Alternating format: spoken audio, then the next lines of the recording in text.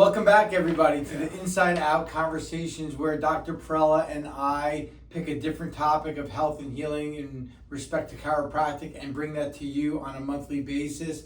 Welcome back, Dr. Perrella. Thank you, Dr. Arbeitman. I've lost track. I don't know what number episode this is. We're 7. We're number 7. Yeah, Lucky already. number Wow. 7. Yeah. So this is a really cool month, and we're going to parlay this into a two-part conversation. What we did is we put together the top 24 questions we get as chiropractors, because if other people are asking it, then you're already wondering it as well. And what I've learned by looking at these 24 questions is just how much misconception there is around chiropractic and what we actually do for people. Right. So we're going to be addressing these common questions. I bet that these are questions that you have on your mind, and I'm excited to get started. So we'll just take turns asking and answering. So go ahead, shoot. Excellent. Well, here comes the first question. It's a biggie. All right, I'm ready. Because this is it. This is the whole thing with the profession. What is a vertebral subluxation? So you may hear chiropractors, especially in our practice, talk about the vertebral subluxation complex, or VSC. And a subluxation is exactly what a chiropractor cares for.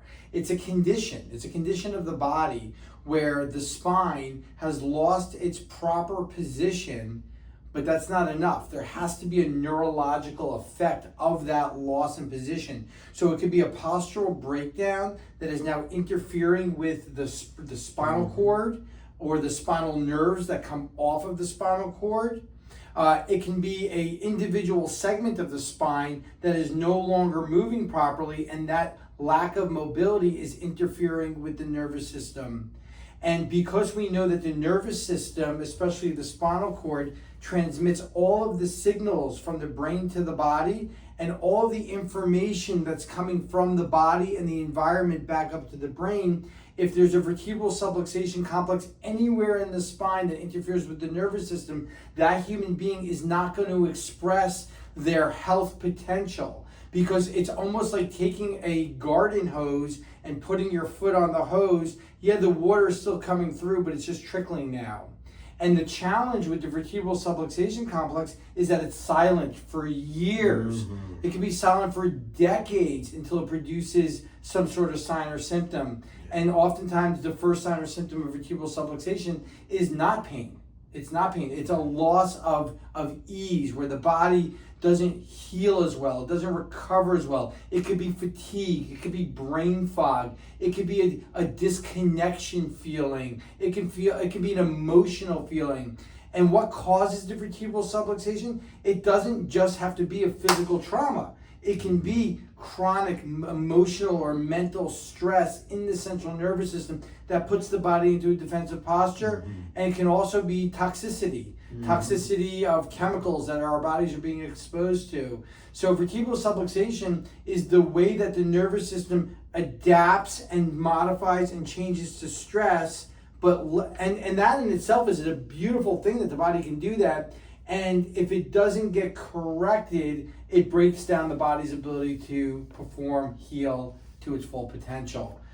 What would you add on to that, if anything? I think you pretty much covered it. You know, this state that people are in. We realize this today, that it's not so much a thing as it's the state, like you said, of the person's physiological entire state. Nervous system. Yeah, their entire way of being.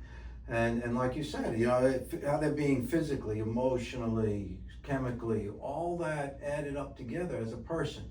As we often say, we don't see symptoms walking into the office, we see people. And the state that they're in is their subluxated state. And I think you said it great. That's really what it is. And I would add on, if you look at the scope of chiropractic, we are the only licensed primary care physician in America that is trained to detect and correct vertebral subluxation. That is in the law, the rules, the regulations. The physical therapist is not trained to do it. The medical doctor is not trained to do it. The dentist isn't trained to do it. Just like we're not trained to detect cavities, they're not trained in the procedures. So if you're doing those other things, that's great. They do wonderful things. but they don't do chiropractic, just like we don't do medicine, dentistry, or physical Absolutely. therapy. Yeah, and I think it's a great point because the word, most people looking at this sometimes, this is the first time they're hearing subluxation. Yeah. And what is it, right? You watch an hour of TV, you see 8 commercials for drugs, right? Prescription medications.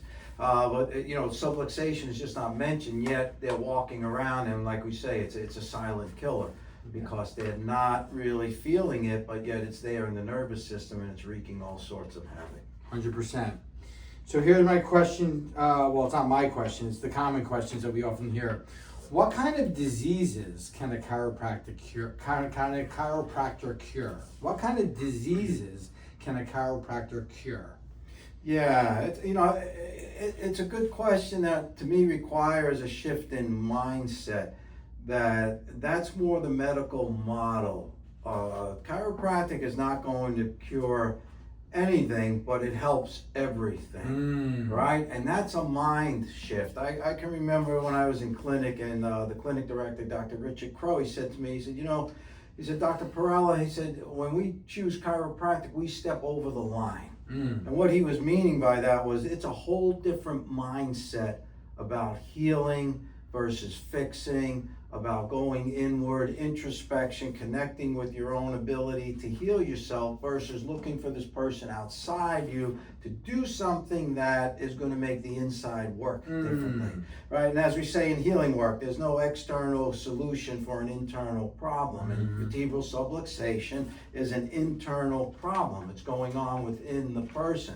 And so when people ask, what does it cure? The first thing I say to them is, you can't even do this if you're going to stay in a medical mindset, right? It has to be a shift of thinking, a shift of perspective that these people are not fixing me, they're not curing me, they're not getting rid of my symptoms. What we're doing with releasing subluxation is stimulating the brain and nervous system to heal the person. Now, what happens, right? If you heal to a high degree, if you are doing the work that you need to do, all these other things take care of themselves.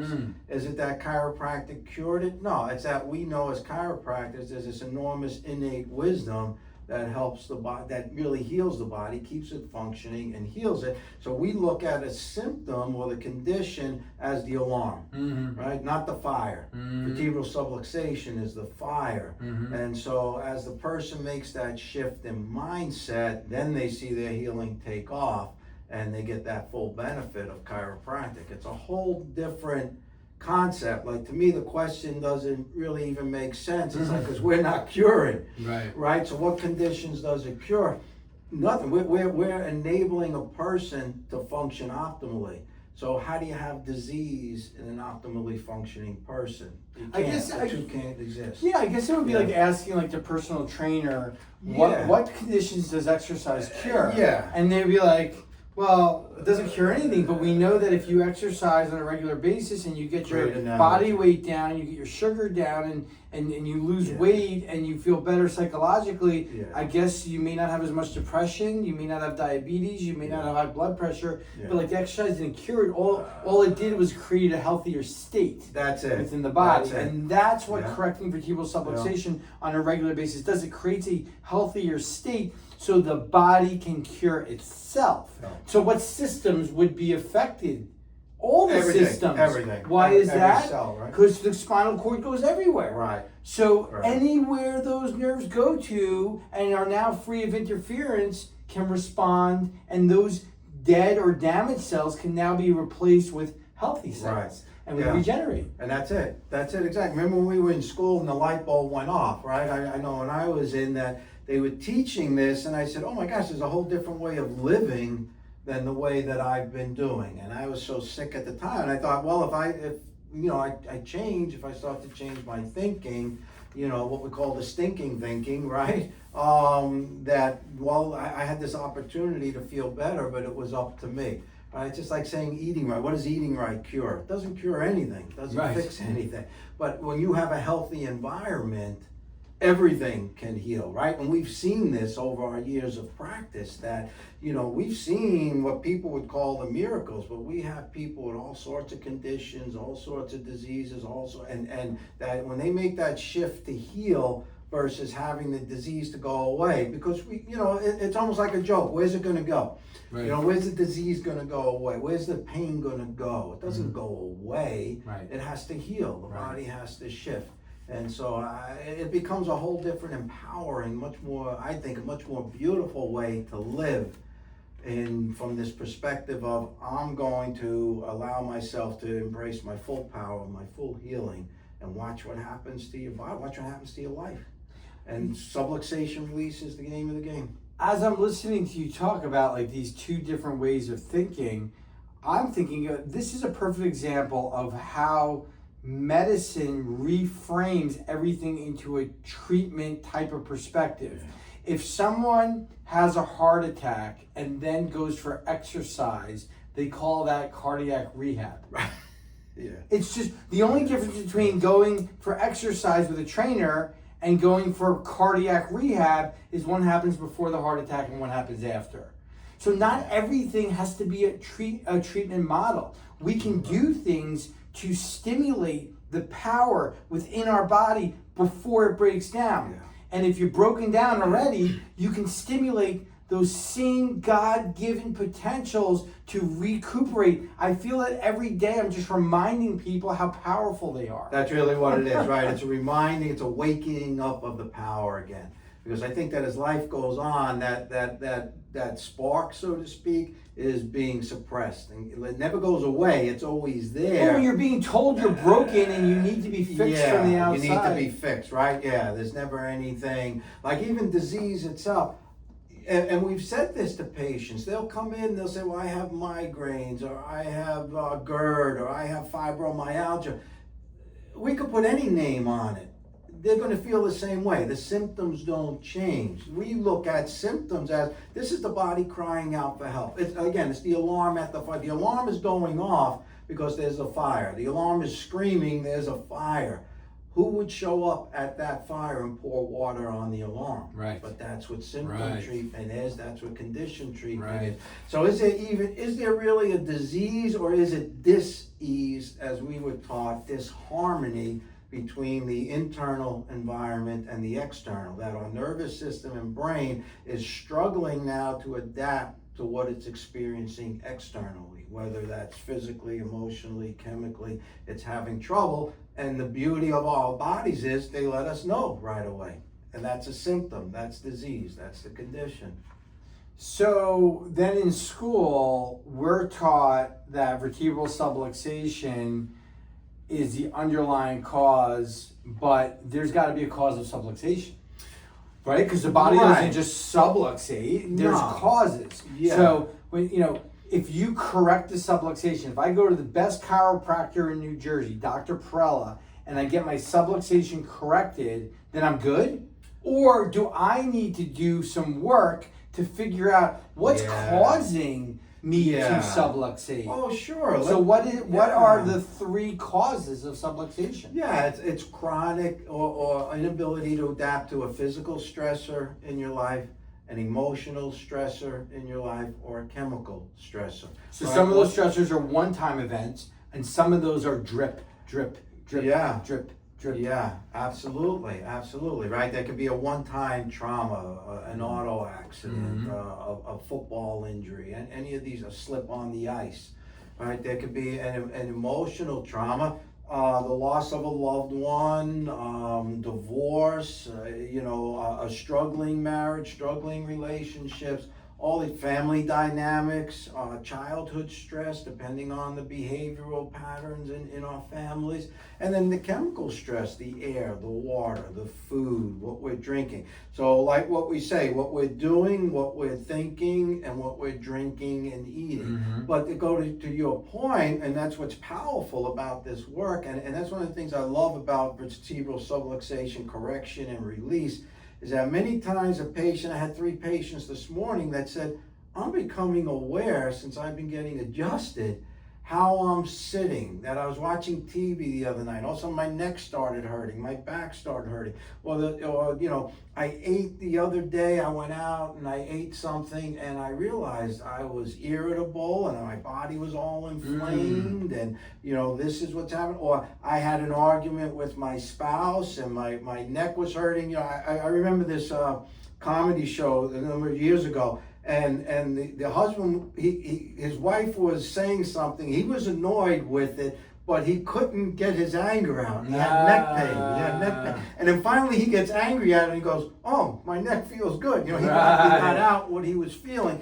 And so if we're holding that in, right, this is what's happening, and then we're getting irritated with what we're eating and drinking, and then we're in a stressful physical situation, and our bodies are just doing this, and then we're in this state, and then all of a sudden the body cries out, and it says migraine, ringing in the ears, digestion, sleep disturbance, all of it. And there's a pill for every one of those symptoms. Yeah. But we were taught in school, and there is a abundance of research. This is the number one correlation to back pain in an individual is not their weight, is not their genetics, it's psychosocial. Yeah. It's actually job dissatisfaction and emotional. And Dr. Sarno's work lives on forever. He was a New York City orthopedic surgeon who said it's unresolved psychological trauma and that there are techniques to examine that and release that. But we have to move on to our next question, right? All right. So what's our next question here? Next? Are you asking me? You're asking me. Yeah. Yes. Does health insurance? This is a big one, right? Does health insurance cover? Yeah, and it's not one that we shy away from answering because it's a natural question because we've been trained as a society that when something goes wrong with our body, we go to a doctor and someone else pays for it. The challenge is that health insurance is a misnomer. It's not really health insurance, it's sick insurance. If it was health insurance, it would insure you for the things that are going to make you and keep you healthy. It would pay for your gym memberships. It would pay for your organic fruits and vegetables. It would pay for your pillow and your mattress. It would pay for your massages. It would pay for all the things that you need to do to stay healthy. In fact, you can't use it if you're healthy because they say it's not medically necessary. So they only cover things that they determine medical necessity for. So this is where we're trying to put a round peg in a square hole because we know that the ongoing use of chiropractic care is on the same ladder as good nutrition, good exercise, meditation, the things that we do to stay well. Now, where it gets confusing is people oftentimes will go into a chiropractic practice with a musculoskeletal or neurological condition that sometimes is covered by health or sick insurance. But it doesn't mean that it's a blank check and they just cover forever. The same way, if someone goes into cardiac rehab, I'll use that example, they may pay for the cardiac rehab, but there's a point where cardiac rehab now stops, and if that person wants to continue to exercise and take care of their heart, that's on them, that's not on their health insurance. Now, should the whole system be flipped upside down? And could we make the argument that if there was some sort of true health insurance that paid for those things, like ongoing chiropractic care, like ongoing exercise, like ongoing nutritional recommendations, that we would have a healthier society? Absolutely. But the anger's got to come with the system. We don't make the rules, we're just playing by them. So yes, there may be coverage, a little bit of coverage for chiropractic while it's quote unquote medically necessary, which doesn't even make sense because you've lost function and ability because of a condition, but there's going to become a point where they go, it's no longer medically necessary, and then you have to make the decision, am I going to allow an insurance company or the government, if you're covered by government insurance, to determine all of my health decisions? Because if you determine the decisions that you make for your health solely on what the government or the insurance company is going to cover, look at the statistics in our country. You're going to fall short. You got to look around at what everybody else is doing because our health outcomes are some of the poorest in the world. We spend more than any other country in the world, and we are dead last in so many health metrics. So I think we should have sick insurance for, God forbid, a bad diagnosis, or God forbid, a trauma, or God forbid, an accident. There needs to be something to insure us against, some kind of catastrophic health loss. But when it comes to the day-to-day things that we need to do for ourselves, the way the system's set up, we have to take responsibility for that. And we have amazing ways to make our care affordable so families can get the care that they need in our office. Does that answer the question about health insurance? When they say, does health insurance, does my insurance cover? My response is, why would they? This is not sickness care. This is about health and healing, right? If I bring my truck into the shop to be repaired, I don't expect my auto insurance to cover that. Oh, that's a good example. Right? That's my responsibility. I'm responsible for what? Maintaining my truck. Just like I'm responsible for maintaining my body. Or the homeowner's insurance doesn't Right. cover if you need a new door, or Right. if you got to get the plumber in, or you got to fix the It's wiring. your responsibility to maintain your You house. maintain your house. Right. It's your responsibility to maintain your body. Right. And the homeowner's Right. insurance isn't going to pay for your lawn being mowed. No. Like I'm in the Medicare system now. I'm at that age, right? And I get things every couple of months. Call your primary to get your yearly checkup, and call this and call that, get this check, get your eyes checked, get that. I don't go for any of it. They're probably wondering, what I'm doing, but Did they tell you to go get your spine checked? No. So because I know I'm taking care of my own health, and it's my responsibility. It's not. So it gets back to that question of passive versus active. Do you wait till you get sick? Do you wait till there's disease? And then say, oh, let me take a look at this. It's like, no, we change the oil on our car before the engine falls out. Right. Because we know the importance of it. It's almost crazy that we know the importance of maintaining our homes, maintaining our vehicles, but we don't know about maintaining our health. And it is an individual thing. So why would insurance cover? They're not going to cover you to stay healthy. They will cover this for you to be sick. Yeah, and some of those services are valuable. Go for a prostate exam, go get a mammography, go get your labs, but that's not preventative care. No. They call that preventative care. That's called early detection. Yeah. There's value in early detection. Of course, let's find out if there's something going on early, but that's not prevention. There's nothing in the health insurance system that covers prevention. Right. And that's going to be on you. And so there is a fee for prevention, but the cost of not doing it is always much more. Yes, indeed. Yes. So I think we hit the health insurance question. So what we got next? All right. Does chiropractic help prevent illnesses? This kind of goes back to what kind of diseases can a chiro cure, but now we're on the prevention side. Can chiropractic help prevent illnesses? Well, yeah, the healthier your nervous system is, the better it's functioning, the better chance you have of keeping healthy, just like eating right, just like exercising. Is it a guarantee? No, because like we say, there's these other factors that are involved in a person's life. But as far as helping to prevent, absolutely, because we flip, all these questions we can flip over, right, to the other side. Does it prevent illness? Really, the answer is you have a much greater degree or possibility of becoming ill if you're subluxated, right? Because the nervous system is controlling and keeping healthy every cell in the body.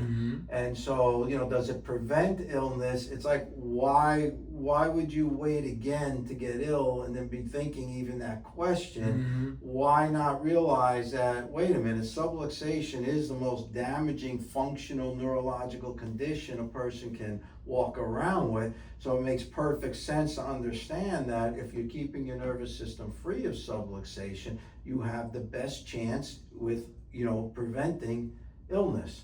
All other factors have to be considered as well, right? If you get adjusted and you're going to eat junk food all day long, well, no, you're just resubluxating. You're resubluxating, yeah. And so, in terms of looking at it, not in preventing illness, but do I want to function optimally? Sure. Yeah. Sure. Yeah. I think that's well said. I think I may have skipped that question. Yeah, number Oh, 4. yeah, all right, so That's this an is important for one. you, Doc. It is an important one. What is a family maintenance program? One of the things that I'm most proud of in our practice is the amount of families we take care of and children we take care of. And I'm sure there'll be a question about, chiropractic for children. But a family maintenance program refers to a program that a chiropractor has in place where an entire family unit can come into the practice on a regular basis before their symptoms, without symptoms, and get checked for subluxation. And the pediatric care is actually more important than the adult care. In fact, if I had to choose between me getting chiropractic care or my children, I would always give it to them because their spines are still growing and developing, and their nervous system is still running their growth and development, and they have these neurological windows open of learning, of growing, of developing, and I don't want my children subluxated. And children now, we're seeing this on x-ray and in our exams, are more subluxated than ever before. So a family maintenance program is put in place, and every chiropractic practice is going to do it differently. But in our practice, we want to make it very affordable for families to be able to get chiropractic care. So we have pediatric fee schedules that are, I want to say, over 40% less than our adult fee schedules. And we have even further discounts when an entire family is under maintenance or wellness care. It's close to 50% off. So, a lot of people will go, oh, well, if my care is costing this much per year and I have 5 people in my family, and they'll go to their mind, they'll go, oh, it must be 5 times as much. We can't do that. And nothing can be further from the truth, because not everybody needs the same amount of care. And when there are family programs, it becomes more affordable the more people that are under care. So no brainer. Oh, totally no brainer. Yeah, again, to flip the question, what's it worth? There you go. Right? To have your child experience this enormous internal healing power that we have from when they're infants. What is that worth? That's that complete mind shift again, that thinking shift that says, okay, how do you put a price on that? Right? It was like you were telling the story with your son Easton with the soccer injury, gets hit in the head and his neck is hurting, and you adjust him, and he says, what do the other kids do? Well, what they do is they suffer, and they'll suffer, and it'll get worse and worse and worse because it's not corrected. And then as time goes on, then they start growing, and they start growing crooked, and then they're adults, and they come into us with these crooked spines and these nervous systems that are very, very subluxated. So it's that shift again in the mindset of going, wait a minute, what would it be worth to me to have my son or daughter getting adjusted and giving that person the best chance of not only staying healthy, but preventing injury, and even if it occurs, to have the best chance of recovery. And that, I think, is again the beauty of what we do. Who is doing that says, look, this is about empowerment. Understand the concept of empowerment. That's what getting adjusted is about. It's turning on the power to a higher and higher level all the time. So how do you even begin to put a price tag on it? And even worse, what if it's let go and then down the road a surgery is needed, or a disease develops, or this type of thing that could have been, remedied years ago. And the best question I would ask you listening to this, could you imagine if your parents took you when you were a child? Yeah. How your life would be different now if you were getting chiropractic care through those different stages of development. And I know it happens to the other children on the soccer field because I see it. They play so hard, they hit so hard, they take such nasty falls, their head whips back and hits the lawn. And to the point where the coach has to come on the field and walk them off. Every game, someone's getting walked off the field. And at the end of the game, some of the parents, because they know I'm a chiropractor, they'll jokingly say, "You're gonna have to see Aiden tomorrow." And I'm like, "Yeah, just call the office. I'd be happy." But they're saying it flippantly, Aiden's gonna need you because you're the chiropractor and he just fell. But they never call. Right. And guess what happens to Aiden's pain? It goes away because he's 11. Yeah. And you know what happens to his subluxation? It doesn't go away. It's in there, festering, irritating, interfering with, until later there's an issue, and they end up in a doctor's office because there's asthma or migraines or headaches, and no one's even asking about any trauma. No trauma. No, Aiden's been fine. No accidents. That's the process. That is a happening. process. That is. I think that's the danger of subluxation, That's the danger. and that's the reason for people to get checked is that the body will reduce the pain. But reducing the pain is not the same, right, as clearing the condition, clearing the trauma. Again, to use the analogy, maybe you got an alarm that's going off at a fire and the alarm breaks, or the alarm, the electrical supply to the alarm gets interrupted. That doesn't stop the fire. Yeah. Right? It doesn't stop the fire. This is this. And how would you know if there's a fire? You would need Right. you need a fire department. Right. How would you know if Aiden has a vertebral subluxation? You would need a licensed professional that's trained Right. to detect it. That's it. And I can't emphasize enough how our thinking is different. Right. These are the people we serve, right? They're looking for something different. When I got into it, my initial experience with chiropractic was a football injury, a helmet that got slammed into my spine. I was in agony, and I didn't want to tell my mother because I didn't want her to tell me to stop playing. But after the season was over, I was miserable. I was absolutely miserable. How old were you? I was 14. Mm-hmm. Went to the orthopedist, and he looked. He took films. My spine was curving. He said, "I don't know what to do. I can't do anything for you. If it gets worse, we put a rod in." I'm 14 years old, and my mother's sitting having coffee with a good friend of hers, one of our neighbor Betty, and she said, "Well, why don't you take him to the chiropractor?" Thank God for Betty. Right? Thank God for Betty. And like, I didn't know who they were. We had one chiropractor in the town at the time. I used to walk by his office going to school every morning. I went in, he adjusted me, and I was like, wow, I didn't know that this existed. And then I'd sit in his waiting room, and I'm reading like we have. I'm reading all the posters, the flyers, and I'm like, oh, the subluxation. I'm like, wow, this is so much deeper than what I'm experiencing pain-wise. That this had nothing to do with my pain, that my pain was relieving because he was clearing my nervous system of this trauma that caused the subluxation. And the rest, as we say, is history, right? It's like, but to have that concept of you have to do something different, right? How many times patients come in and they're giving us the whole medical story, and we stop them and say, look, we get it. You're having an experience of a condition, symptom, pain, disease, whatever it may be. We are not going to do the same model, the same paradigm, because it didn't work. If it worked, you wouldn't be here. You wouldn't be here. You've been to the neurologist, you've been to the ENT, you've been to the orthopedic, you've been wherever it is, you've had the MRIs, you've had the CAT scans. We're not going to name it and treat it. We're not going to name it and treat it. It's a different mindset. All right, we have. We're gonna go. This is gonna be 3 parts. Dr. I think Jerry. so. I think we have to stop at number 6. This will be good. Yeah. We gave them plenty to chew on. Yes. Last question. Yeah. I heard that once you go to a chiropractor, you have to go forever. Yeah. So I'm going to flip that question too and say, no, you don't have to go forever. It's your choice. You can stop today. You can stop today. A family member was talking to me about their condition and what was going on, and this is one of these things that has gone on for years, right?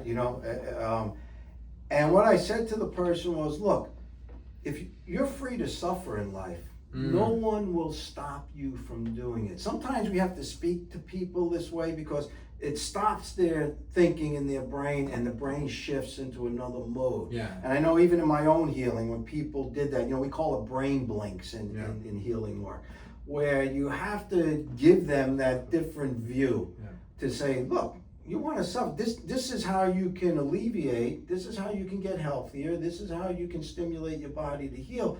But you already know how to suffer. So if you do this and you don't like it, well, you can go back to suffering. You already know how to do it. It'll always be there. It'll always be there for you. And so, no, you don't have to go forever. It just makes sense to go. Why would you stop doing something that is enabling you to live your best life. It's like saying, well, once you start eating right, do you have to eat forever? Eat right forever? No, you don't. You're free to go back to the poor health from not eating right. Once you start exercising, do you have to exercise? No, you don't have to do anything. You don't have to exercise forever, but you're free to let your body get weak. Nobody's going to stop you from doing that in life. We're adults. You're an adult. You make that choice. We become very codependent. I heard I have to brush my teeth forever. Yeah, right? Yeah, once you start... Listen, this is a biological system, and it's not a mechanical system where, like, if your front door is broken, you call the guy and he fixes your front door and you're done. Like, the guy doesn't keep coming back every week to fix your front door, because it's not a biological system. Biological systems are always dynamic, they're always going through change, and they're always subjected to stress. So whether it be food on your teeth, or mental stress, or the chemical stress that we talked about, or emotional stress, or physical stressors, I call it the maintenance of the machine. And just like your lawn has to continue to get mowed if you want it taken care of and looking nice, you have to continue to take care of your body. And what more important part of your body to take care of is your spine and your nervous system. It is your mind-body connection. You live your life through your nervous system. So having an expert that understands the function of the spine and the nervous system, and that can take care of it for you on an ongoing basis as you go through the different stages of your life, that's just like smart strategy, but you don't have to do it. We will never twist anybody's arm to come back, but we feel blessed and privileged that we can serve people. Some people in our practice have been here from literally day one for 20 years. Yes. It's not because we haven't fixed them yet. Right.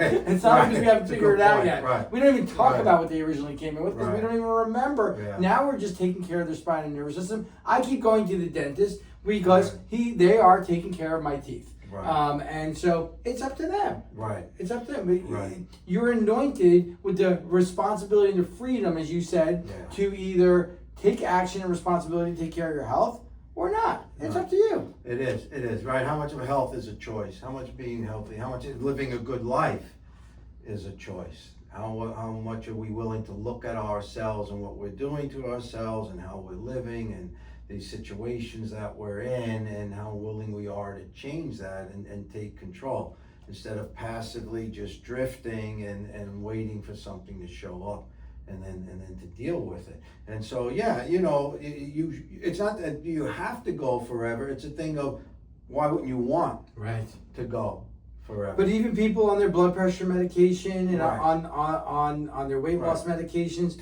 they have to do it forever unless they make some kind of change where they don't have to take it forever. So it's which side of the coin of forever do you want to be on? Do you want to be treating disease forever, or do you want to be taking actions that keep you well forever? Well, yeah, because you go to war with your body when you're treating disease, right? And we even hear these things, the war on cancer, the war on this condition, the war on that condition. It's like, why would you go to war with your body? It's this perfect mechanism, because it's a false reality that if I get rid of this symptom or condition or disease, then I'm okay. And it's not. It's like if we cut the wire to the alarm, is it okay that the fire is still burning? It's not. It's not. Is it okay that we shut down? And that's what medication so many do, is they're forcing the body. That's why every one of them has a side effect. It's forcing the body to do something it doesn't want to do. Right? The body just doesn't create high blood pressure. It doesn't just create migraines. It doesn't just create digestive disturbances. Something is always out of balance, and then things start. Otherwise, it's working perfectly. But I see a big shift. I see a shift in the public, and I know our patients. Huge shift where they're looking around and going, wow, like everybody I see is overweight, high blood pressure, diabetic or pre-diabetic. Whatever we're doing as a society isn't working. Like, I want to know more. I feel that now with access to AI and to the internet, people are more informed than ever. They're asking good questions, and they are taking action. They're taking responsibility to say, hey, I'm looking at what everybody else is doing. It hasn't worked Mm-hmm. for the last 30, 40 years. We're not getting healthier. Maybe there's another way. Maybe there's something else that I need to do to have a long, full, abundant life with a quality of life, not just a length of life. Oh, absolutely. Yeah, I stopped trying to convince people to get healthier or to get adjusted a long time ago. I'll inform them about what we do, but it's up to them to convince themselves to say, wow, this makes sense and I need to do it, right? Every family gathering, every social gathering, and probably you people that are watching this too, see how many people are there that talk about the medications they're on, or they're suffering. They're suffering, right? How many people, when you get together with people, tell you, hey, let me tell you what I'm doing in my life. Let me tell you the changes I've made. Let me tell you the positive things I'm doing. Remember when I was dealing with these chronic headaches and all? Well, you know what? I started getting adjusted, and man, I'm just feeling so good and feeling so different. And how many people really that you're around do you have that experience with? You don't. Most people get together and they're talking about this hurts, that hurts, I have indigestion, I'm not sleeping right. You're hearing all the negative things and they're not even realizing that the more you talk about it, the more you're ingraining it in your nervous system, because that's subluxating too, because that goes back to the emotion and the thoughts. That what are we doing? What are we thinking on a constant level? You know, I know people that they almost take it as a medal that they have a disease, you know. Everybody they meet, I got fibromyalgia, I got fibromyalgia, I got fibromyalgia. They don't ever come in contact with any person. Yeah. That's dangerous. No one's gonna walk around telling people they have cancer when they don't. Yeah. When you start labeling when your ego starts identifying with a disease, you lock it in. You know, as I'm listening to you talk, I just feel so privileged to care for people every day and see transformation, hear transformation, where patients come in and they go, Doc, I'm a new person since I've been under chiropractic care. My whole outlook is different. My functionality is different. Look at my uncle. He couldn't even tighten his hand. What was it, 4 or 5 weeks ago? He couldn't even open his pocket knife or open a bag of chips. And he could have, there was a million medical diagnoses that he could have been labeled with. Right. But you know what we did? We said, Uncle so-and-so, we're going to have you come in more regularly. We're going to start clearing your subluxation. And 5 weeks later, I just saw him this morning, he went and he played pickleball yesterday. There it is. And so that's a life saved. Yes. That's transformation. Yes. That's subluxation correction. And now when a 70-year-old man can get back to moving his body on a regular basis, that's good for his sugar, his emotional health, his cardiovascular health. Everything wins when we're clear of subluxation. So we were going to do 24 questions in one sitting. I think, did we do 5 or 6? We did 6. Yes. So this may be 4 parts. This might be 4. That's amazing. We got plenty of time. Yeah, we do. So we're going to pick part 2 up next month. Yes. Listen to this a few times and then share it with people that you love that need to hear this. If you're not a subscriber to our channel, subscribe to our channel, because every time we put up a video, you'll get notified and we can spread the message of hope, health, and healing. Dr. P, till next time. Yes, Dr. Hey, absolutely. Bye, everybody. Pleasure. We'll see you soon. Everybody.